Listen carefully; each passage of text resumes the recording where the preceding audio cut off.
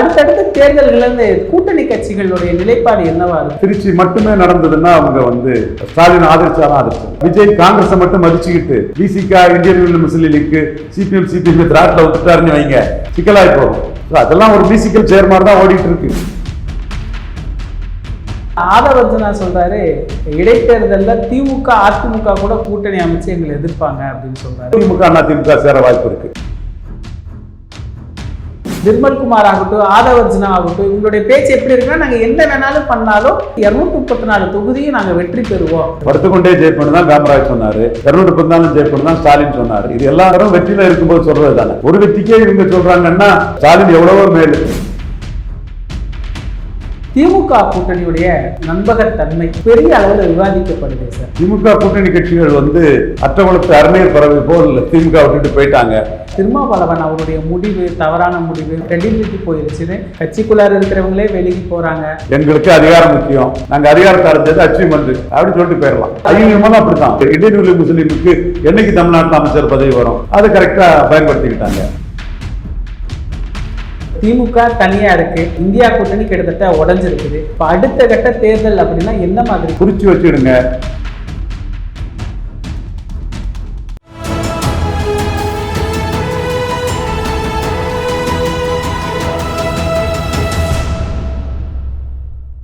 தமிழகம் நேயர்களுக்கு வணக்கம். இன்று நம்முடைய அரசியல் விமர்சகர் திரு ரவீந்திரன் துரைசாமி அவர்கள் இணைந்துள்ளார்.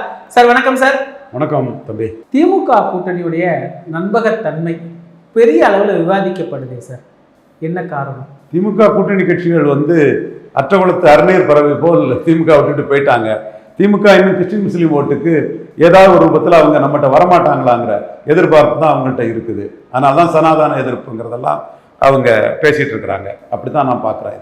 இதில் திருமாவளவன் அவருடைய முடிவு தவறான முடிவு, மாற்றி மாற்றி பேசுகிறாரு. திருமாவளவனோட கிரெடிபிலிட்டி போயிருச்சுன்னு கட்சிக்குள்ளார இருக்கிறவங்களே வெளியே போகிறாங்க. திருமாவளவன் இப்படி பண்ணியிருக்கக்கூடாதுன்னு எதிர்ப்பு தெரிவிக்கிறாங்க. மக்கள் மத்தியிலேயும் அவருடைய இமேஜ் பெருசாக பாதிப்படைஞ்சிருச்சுன்னு சொல்கிறாங்களே. திரும்ப திரும்ப சொல்கிறது நான் இதான். கன்ஷிராம்னா இந்த இடத்துல சொல்லுவார், எங்களுக்கு அதிகாரம் முக்கியம், எங்களுக்கு அதிகாரம் கிடைக்குது, அதை நாங்கள் அவைல் பண்ணிக்கிட்டோம். சந்தர்ப்பாதமா யார் சந்தர்ப்பாதம் பண்ணலை, எங்களை சந்தர்ப்பாதம்னு வரல் நீட்டு சொல்லுறதுக்கு எவனுக்கு அருகதை இருக்குன்னு சொல்லிட்டு போயிடுவார். இவர் அதை நியாயப்படுத்துகிற வேலையை திருமாவளவன் பண்ணிட்டு இருக்கிறாரு. அதனால தான் முன்னுக்கு முன் புறநாட்டு பேச வேண்டிய சூழ்நிலை திருமாவளவனுக்கு வருது. ஆல்டர்னேட்டாக சொல்லிட்டு போயிடலாம், எங்களை மாதிரிப்பட்ட கட்சிக்கு அதிகாரம் தான் முக்கியம், நாங்கள் அதிகாரத்தை அடைஞ்சது அச்சீவ்மெண்ட் அப்படின்னு சொல்லிட்டு போயிடலாம். இல்லை, ஆதவர்ஜனா திருமாவளவன் நட்பெல்லாம் உப்ப பேசுகிறாங்க. திட்டமிட்டே ஸ்டாலின் கூட இருந்து ஒரு தோக்கடிக்கக்கூடிய நிலையை முன்னாடியே பண்ணிட்டாங்க நல்லா சொல்கிறாங்களே, அதெல்லாம் எப்படி புரிஞ்சுக்கலாம்? இதெல்லாம் சரிதானே இந்த வாதமெல்லாம்? இல்லை, அந்த இடம் திருமாவளவன் கண்டஸ்ட் பண்ணியிருந்தாருன்னா போலரைசேஷன் வந்திருக்கும். அவர் கண்டஸ்ட் பண்ணாமல் அவரை கண்டஸ்ட் பண்ணாண்டான்னு நிறுத்தினது தான் ஒரு நெகட்டிவாக போயிட்டு. ஏன் அவங்க நிறுத்திருப்பாங்கன்னா, அன்றைக்கி விஜய் எதிரியாக பார்த்துருக்க மாட்டாங்க. இவர் கண்டஸ்ட் பண்ணால் இடைநிலை ஜாதிகள் ஓட்டெல்லாம் வன்னியரோட இணைஞ்சி எடப்பாடிக்கு போட்டுருவாங்கன்னு நினச்சி இவரை கண்டஸ்ட் பண்ணாண்டான் இருப்பாங்க. இவர் கண்டஸ்ட் பண்ணாததில் பறையர் ஓட்டுகள் விஜய் பக்கம் போயிட்டு இவர் கண்டஸ்ட் பண்ணியிருப்பாருன்னா போலரைஸ்டு சுச்சுவேஷன் வந்திருக்கும். ஓகே, நடந்தாச்சு. அந்த இடத்துக்குள்ள கால்குலேஷன் தப்பாக போனது தான் காரணம். நம்ம ரெட்ராஸ்பெக்டிவாக சொல்கிறோம். அன்னைக்கு அவங்க எடப்பாடி எதிரியாக பார்த்ததுனால கண்டஸ்ட் பண்ணாண்டான்னு சொல்லியிருப்பாங்க. பட் அது வேற ரூபத்தில் விஜய்க்கு ஒரு பூஸ்டை கொடுத்துச்சு. ஐயுஎம்எல் ஏன் சார் அவசரப்பட்ட முடிவா இது? ஏன்னா அவங்க வெளியிருந்த ஐயுஎம்எல் அப்படித்தான். கேரளாவில் 5 மினிஸ்டர் வாங்கியிருக்காங்க, இங்கே ஷாஜகான் மினிஸ்டர் ஆகிறாரு. ஸோ என்னைக்கு கிடைக்கும் உங்களுக்கு இந்த வாய்ப்பு? 67 அண்ணா கொடுத்துருக்கணும், கொடுக்கல.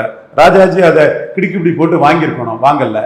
ஸோ அண்ணா காலத்தில் 67 கிடைக்காதது, 89 லத்தீஃபுக்காக கிடைச்சிருக்கணும், அதுவும் இல்லை. ஸோ 2006 எதுவும் இல்லாத ஒரு சூழ்நிலைக்குள்ள அவங்க என்ன பார்க்குறாங்க, கழிஞ்சோட 3 தோற்று போச்சு, 2 கிடைச்சி 2 ஜெயித்தோம். அமைச்சர் பதவி வருது. இந்தியன் யூனியன் முஸ்லீமுக்கு என்னைக்கு தமிழ்நாட்டில் அமைச்சர் பதவி வரும், அதை கரெக்டாக பயன்படுத்திக்கிட்டாங்க. கேரளாவில் இந்த மாதிரிப்பட்ட சூழ்நிலையில் பயன்படுத்தி சிஎம்மா கூட உட்காந்துருக்காங்களா, முகமது கோயான்னு நினைக்கிறேன். அப்படி ஒரு கிடைக்காத அரசு ஒரு 18 நாள் 20 நாள்லாம் உட்காந்துருக்காங்க. ஸோ அதிகாரம் தான் அந்த கட்சிக்கு முக்கியம்னு சொல்லும்போது அதை அவங்க அவைல் பண்ணுறதுல தவறே இல்லை. பட் இதுதான், என்றைக்கும் நாங்கள் இருப்போம், நாளைக்கு இருப்போம், நாளை கழிச்சு இருப்போம், முந்தானத்து இருந்தோம், நாளைக்கு மறுநாள் இருப்போம், இந்த டயலாக் தேவையில்லை. இதில் இடதுசாரிகள் அவங்க எந்த அதிகாரமும் கேட்கல, எந்த அதிகாரமும் வேண்டான்னு சொன்னாலும் 5 வருஷம் நாங்கள் ஆதரவு அப்படின்னு திமுகவை அட்டாக் பண்ணுறாங்களே. 5 வருஷம் ஆதரவுங்கிறத அவங்க பாஜக எதிர்ப்பு பண்ணுறாங்க. நான் குறித்து வச்சுடுங்க, கிறிஸ்டின் முஸ்லீம் ஓட்டுக்காக நீங்கள் பண்ணக்கூடிய அதிகார உங்களுக்கு வேணுங்கிறக்கூடிய சந்தர்ப்பவாத அரசியலுக்கு பாஜகவை சாக்கா சொல்ல இந்துக்கள் மத்தியில, இந்துக்கள் என்ன இடிச்சவாயனா, இவங்கெல்லாம் கிறிஸ்டின் முஸ்லீம் ஓட்டுக்காக எதுக்கெடுத்தாலும் தங்கள் சந்தர்ப்பத்துக்கும் சுயநலத்துக்கும் பாஜகவையும் மோடியும் குறை சொல்றதே வாடிக்கையா இருக்குது. சம்பந்தமே இல்லாம மோடியும் பாஜகவையும் குறை சொல்லி இவங்க இந்த அரசியல் பண்றதுனால தான் வெஸ்ட் பெங்கால் மாதிரி தமிழ்நாட்டுக்குள்ள பெரிய அளவு வரலனாலும் 2029 மோடி பிரதமர்னு இந்துக்கள் மத்தியில ஒரு எழுச்சி வர்றதுக்கான வாய்ப்பு இருக்கு. அதை தமிழக பாஜக பண்ணிவிடுவாங்களான்னு கேட்டா, தமிழிசை போன்ற அவங்க அரசியலே தெரியாதவங்க மேல நமக்கு நம்பிக்கையே இல்லை. அரசியலே தெரியாத தமிழிசை அம்மையார் போன்றவங்கள்ட்ட நம்பிக்கையே கிடையாது நமக்கு. பட் நம்போன்றவர்கள் ஒரு இந்துக்கள் மத்தியில் ஒரு உணர்வை மோடிக்காக ஏற்படுத்துறோம். அது மக்கள் மத்தியிலே அந்த உணர்வு வருது. அந்த உணர்வை கெடுக்கிற வேலையை தான் தமிழக பாஜகவில் ஒரு சிலர் பண்ணுவாங்க. நம்ம அந்த உணர்வை மக்கள் மத்தியில் கொண்டு போறோம். மக்கள் மத்தியில் இருக்கக்கூடிய உணர்வு தான். எதுக்கெடுத்தாலும் ஒரு பாஜகவை சாக்கு போக்காக சொல்லிக்கிட்டு உங்க அதிகார அரசியல் வேட்கைக்கு மோடியை குறை சொல்றது இந்துக்கள் பார்த்துக்கிட்டு இருக்கிறோம். அது மட்டும் இல்ல, நியாய உணர்வுள்ள கிறிஸ்தவ முஸ்லீம்களும் அதை பார்த்துக்கிட்டு தான் இருக்காங்க. இது தப்பு.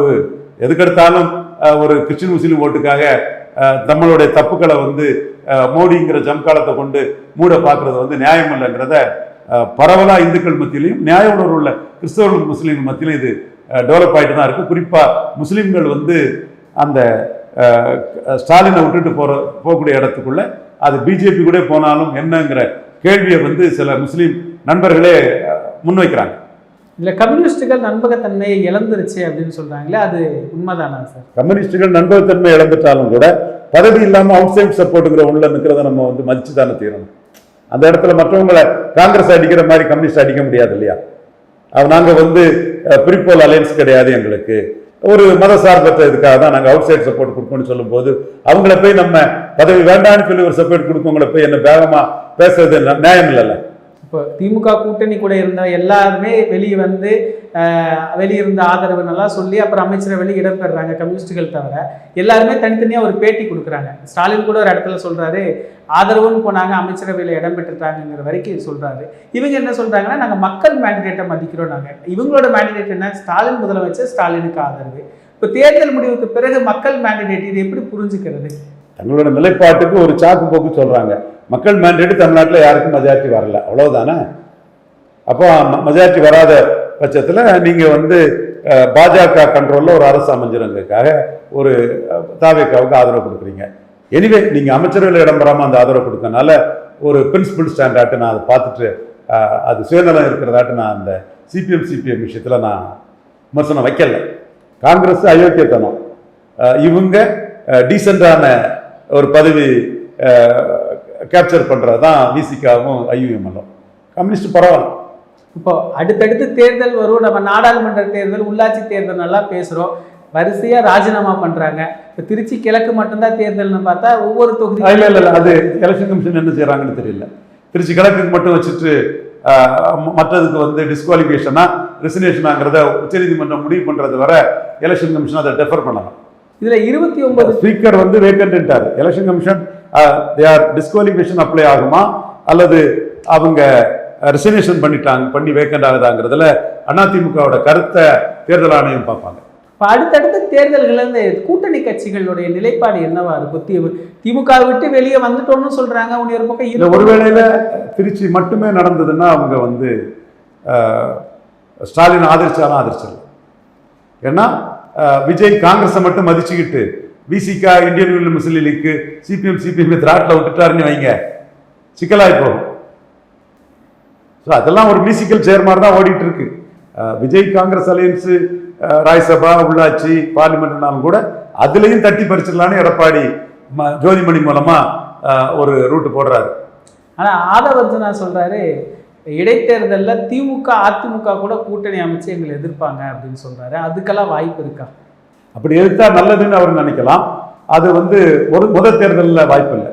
இப்போ தொடர் வெற்றிகளை தாவேக்கா பெற்றுட்டுன்னு வைங்க, அப்புறம் ஆட்டோமேட்டிக்காக அதுதான் வரும். இப்போ தாவேக்காவோட வெற்றி ஒன் டைம் போட்டாதான் எடப்பாடியும் பார்ப்பாரு, ஸ்டாலின் பார்ப்பாரு. மற்றும் வெற்றிகளை பெற்றுட்டாங்கன்னா அது கன்சாலிடேட்டட் காங்கிரீட் ஓட்டா பார்த்துருவாங்க. அதுக்கு பிறகு திமுக அதிமுக சேர வாய்ப்பு இருக்கு. இப்போ அவங்க சேரக்குள்ள வாய்ப்பு இல்லை. இப்போ இது தாவேக்காவை 3வது தள்ளிடலாம். தாராபுரத்தில் தாவேக்கா 3வது தான். மதுராந்தகத்தில் 3 பேருமே ஒரே மாதிரியான ஓட்டு தான். பெருந்துறையில் தாவேக்கா 3வது தான். அப்போ 3வது தள்ளக்கூடிய தள்ளி தள்ள இடங்களும் நிறைய இருக்குது. ஸோ இது ஒன் டைம் ஓட்டாகி மக்கள் மத்தியில் அது மூணாவது போகும் தாவேக்கா, நம்ம செல்வாக்கு நிற்க தான் செய்யணும்னு திமுக நினைப்பாங்க.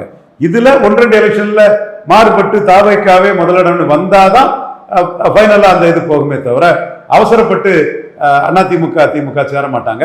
அப்படி சேர்ந்தா தங்களுக்கு லாபம்னு தாவேக்கா நினைக்கலாம். உடனே அவசரப்பட்டு சேர மாட்டாங்க. இது ஒன் டைம் ஓட்டு டிசிபேட் ஆகுங்கிற கருத்தை தான் முன்வைப்பாங்க. அது அதிருப்தி ஆயிரும், செல்வாக்கு இழந்துரும் தான் வைப்பாங்க. அது இலக்கல்னா தான் அதுக்கு புறவாங்க. ஆனா நிர்மல்குமார் ஆகட்டும், ஆதவர்ஜுனா ஆகட்டும், இவங்களுடைய பேச்சு எப்படி இருக்குன்னா, நாங்க என்ன வேணாலும் பண்ணாலும் எங்களுக்கு 234 தொகுதியும் நாங்கள் வெற்றி பெறுவோம், அப்படிதான் எங்களுக்கு மக்களுடைய ஆதரவு இருக்கு, என்ன நடந்தாலும் ஆட்சியில் என்ன பிரச்சனை இருந்தாலும் மக்களுக்கு எங்களுக்கு வாக்களிச்சு வெற்றி பெற்று வச்சிருவாங்க லெவலுக்கு தான் அவங்க பேசுறோம். படுத்துக்கொண்டே ஜெயிப்பண்ணு தான் காமராஜ் சொன்னாரு, 214 ஜெயிப்பண்ணு தான் ஸ்டாலின் சொன்னார். இது எல்லாம் வெற்றியில இருக்கும்போது சொல்றது தானே. தோல்வியில இருக்கவங்க அதை சொல்ல முடியாது, வெற்றி பெற்றவங்க இதை சொல்லத்தானே செய்வாங்க. ஒரு வெற்றிக்கே இவங்க சொல்றாங்கன்னா ஸ்டாலின் எவ்வளவோ மேல். பாஜக என்ன சார், என்ன நடக்குது, ஏன் இவ்வளவு அமைதியா இருக்கு? பாஜக இருந்து பெரிய அளவுல ஒரு தேர்தலுக்கு பிந்தைய ஒரு நிலைப்பாடே நம்ம பார்க்க முடியலையே. டெல்லி பாஜக தமிழ்நாடு பாஜக பற்றி பெருசா கவலைப்படலை. மோடி அந்த ஃபியூல் கிரைசிஸ் இதில் தான் இருக்கிறாரு. பட் என்போன்ற மோடி லாயலிஸ்ட் எப்படியாவது 29ல் மோடிக்கு கணிசமான சீட்டை வெற்றி பெற்று கொடுத்துருவங்கள நாம உறுதியா இருக்கோம். அதை கெடுத்தது தமிழிசை போன்ற தலைவர்களும் பலரும் தான் கெடுதல் பண்ணிட்டாங்க. அண்ணாமலை மேல உள்ள பொறாமையிலும் காழ்ப்புணர்ச்சியிலும் தமிழிசை போன்ற நடவடிக்கைகள் பேச்சுகள் தான் பாஜகவை காலி பண்ணிட்டு, அதுவும் புது மோடிக்கு தெரியும். இப்போ நீங்க கன்னியாகுமரி மாவட்டத்திலே 5 தொகுதியிலே 3வது போயிட்டு பொன்னாருக்கு ஒரு ராஜ்யசபா கொடுத்து மத்திய அமைச்சர் கொடுத்து பொன்னார் மேல எடுத்திருந்தா இது நடந்திருக்குமா? அப்போ எது லாபம் எது நஷ்டம், என்னென்ன நடந்திருக்குது, யார் யார் நமக்கு உறுதியா இருக்கிறாங்க, மோடிக்காக யார் நிற்கிறாங்க, எல்லாமே மோடிக்கு தெரியும். இந்த வீடியோ கூட பிஎம்ஓக்கு போகும், அதான் எனக்கு தெளிவா தெரியும். ஸோ மோடி இப்போ இதுல என்ன நடக்குதுங்கிறதுல பெரிய அக்கறை காட்டல. இப்போ அவரு ஆல் இண்டியா இன்டர்நேஷனல் ப்ராப்ளம் மற்ற இதுல தான் இருக்கிறாரு. வெஸ்ட் பெங்கால ஜெயித்தாங்க, சுதந்திர அதிகாரி மம்தாவை 5% தள்ளிட்டாப்ல. தமிழ்நாட்டை பொறுத்த அளவுல ஸ்டாலின் மேல மோடிக்கு ஒரு பாசம் இருக்குது. எமர்ஜென்சி எடுத்த ஒரு முதல்வருக்கு மகங்கிறனால எமர்ஜென்சியில பாதிக்கப்பட்டவர். நான் பலமுறை சொல்லியிருக்கேன், குமாரசாமி நாடார் என்கிட்ட ஜெயிலில் எமர்ஜென்சியில கைதுபட்ட ஒரு சுத்தமான ஒரு வீரர் தான். சிவப்பு நாடா பத்திரிகை ஆசிரியர் அவர். முதல் புலனாய்வு பத்திரிகை, அது பிறகு ஷியாமணனுக்கு பத்திரிகை தான் பெரிய பரபரப்பாச்சு. இவர் கொஞ்சம் ரஸ்டிக்கா பண்ணுவாரு. அவர் எமர்ஜென்சியில இந்திரா காந்தியோட துரோகங்களை மக்கள் மத்தியில் அம்பலப்படுத்தி கொடுமைகளை அம்பலப்படுத்தினால கைது பண்ணாரு. ஒரே சிறையில் அவரு, சிட்டிபாபு, ஆர்காட்டார், மு க ஸ்டாலின் போன்றவங்களாம் இருக்கும்போது எமர்ஜென்சி கொடுமையில ஸ்டாலின் ஆகும்போது ஸ்டாலின் அடிக்கும்போது சிட்டிபாபு மேலே விழுவாராம். கலைஞர் மகனை, தலைவருக்கு மகனை அடிக்காதீங்கன்னு, தம்பி அடிக்காதீங்கன்னு ஸ்டாலின் மேலே விட வேண்டிய அடியெல்லாம் சிட்டிபாபு வாங்கிட்டு வரான். அதை பலமுறை என்கிட்ட சென்னை வரும்போது வெள்ளாளத்தூர்ல இருந்தாரு குமாரசாமி நாடார். அவர் எல்லா விஷயங்களையும் நம்மகிட்ட பேசுவார். அவர் சந்திச்சு பேசும்போது சிவப்பு நாடா பத்திரிகையிலையும் எழுதியிருக்கிறார். ஸோ இந்த எமர்ஜென்சி எதிர்ப்பு உணர்வு கைலமன்னன் நல்ல குமாரசாமி நாடாருக்கு இருந்த உணர்வு மறைஞ்சிட்டாரு. ஒரு ரொம்ப போல்டான ஒரு அரசியல்வாதி ரவீந்திரன் துரைசாமிக்கு இருந்த அந்த உணர்வு மோடிக்கும் ஸ்டாலின் மேல இருக்கு. எமர்ஜென்சியால கஷ்டப்பட்டவர், இந்திரா காந்தி குடும்பத்தால கஷ்டப்பட்டவர், ராகுல் காந்தியோட சதியால கஷ்டப்பட்டவர், அவருக்கு நம்ம ஒரு நியாயமான ஒரு ஆதரவா இருக்கணுங்கிற உணர்வு மோடிக்கு இருக்குது. அது வெளிப்படும். பட் ஸ்டாலினை பொறுத்தளவுல, உதயநிதி ஸ்டாலினை பொறுத்தளவுல அதே சனாதன எதிர்ப்பு, சனாதன தர்மம், இந்து தர்மம், இந்தியாவின் பண்பாட்டையும் கலாச்சாரத்தையும் காப்பாற்றக்கூடிய ஒரு தர்மத்துக்கு எதிராக தமிழ்நாட்டில் அதே எதிர்ப்பு, மோடி எதிர்ப்புங்கிறதுல அவங்க இருக்கிறாங்க. பார்ப்போம் எப்படி வருதுங்கிறத பொறுத்திருந்து பார்ப்போம். இப்போ திமுக தனியா இருக்கு, இந்தியா கூட்டணி கிட்டத்தட்ட உடஞ்சிருக்குது. இப்போ அடுத்த கட்ட தேர்தல் அப்படின்னா என்ன மாதிரி கூட்டணி? அடுத்த கட்ட தேர்தலுக்கு ஃபார் பட்ஜெட் நிறைய மூவ்ஸ் இருக்குது. அடுத்து திருச்சி கிழக்கு மட்டும்தான் தனியா வர மாதிரி தெரியுது. தனியா வரும்போது ஸ்டாலின் இருக்கிறாரா, ஸ்டாலினை சிபிஎம் சிபிஎல்லாம் ஆதரிக்கிறாங்களா, என்ன நிலைமைங்கிறத பார்க்கணும். தென் உள்ளாட்சி தேர்தல், இப்படி பல தேர்தல்களுக்கு பிறகுதான் மக்களவை தேர்தலுக்கு இன்னும் 3 வருஷம் இருக்கு. 3 வருஷங்கிறது வெரி லாங் டைம். அதுக்குள்ள அரசியல் அரங்கத்துக்குள்ள பற்பல மாற்றங்கள் வர்றதுக்கு வாய்ப்புகள் உண்டு. So need not rush to conclusion. அது ப்ரீமெச்சூரா பார்லிமெண்ட் எலெக்ஷனுக்குள்ளே நம்ம போக வேண்டாம். பட் மோடி ஸ்டாலினுக்கு ஒரு பெரிய முக்கியத்துவத்தை கொடுக்குறாருங்கிறது அவருடைய கர்நாடகா ஸ்பீச்சில் ஒட்டுண்ணி காங்கிரஸ், பாரசீட் காங்கிரஸ்ங்களை தெளிவாக தெரியுது. அந்த அளவுக்கு மோடி தமிழ்நாடு அரசியலை புரிஞ்சு மு க ஸ்டாலினுக்கு ஒரு முக்கியத்துவம் கொடுக்கறதும், காங்கிரஸுக்கு துரோகத்தை அடிக்கிறதுக்கும் எங்களுடைய ஆர்டி டீமோட பங்களிப்பும் அதில் இருக்குதுங்கிறதும் 100% உண்மை. மேல்மட்டத்தில் எப்படி போகுது, எந்த வகையில் போகுது, யார் முக்கியத்துவம் பெறுறதுங்கிறது பார்ப்பாங்க. இப்போ மல்லிகார்ஜுன கார்கே வந்து செல்வ பிறந்தையை நீக்கிறது விரும்பல. இது பொள்ளாச்சி மகாலிங்கத்தை காமராஜ் நீக்கினதுல அகில இந்திய காங்கிரஸே பிளவுபடுறதுக்கு சி சுப்பிரமணியம் மூலமா அதே ஒரு விதையா வந்துடுச்சு.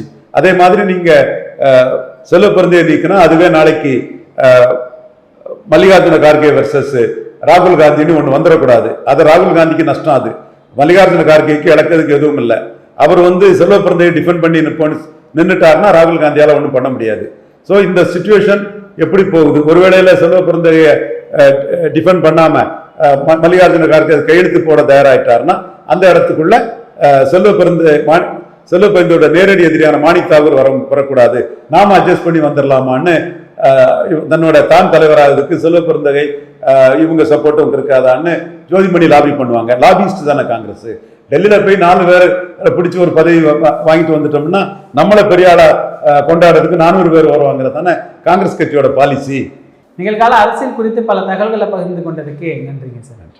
இதே போன்று நிகழ்கால அரசியலின் சாரம்சங்களை அரசியல் ஆளுமைகளின் நேர்காணல் வழியே தொடர்ந்து காண தமிழ் நிறம் வலையொலியை சப்ஸ்கிரைப் செய்யுங்கள். தங்களின் மேலான கருத்துக்களை கருத்துளை பெட்டியில் பதிவிடுங்கள். நன்றி, வணக்கம்.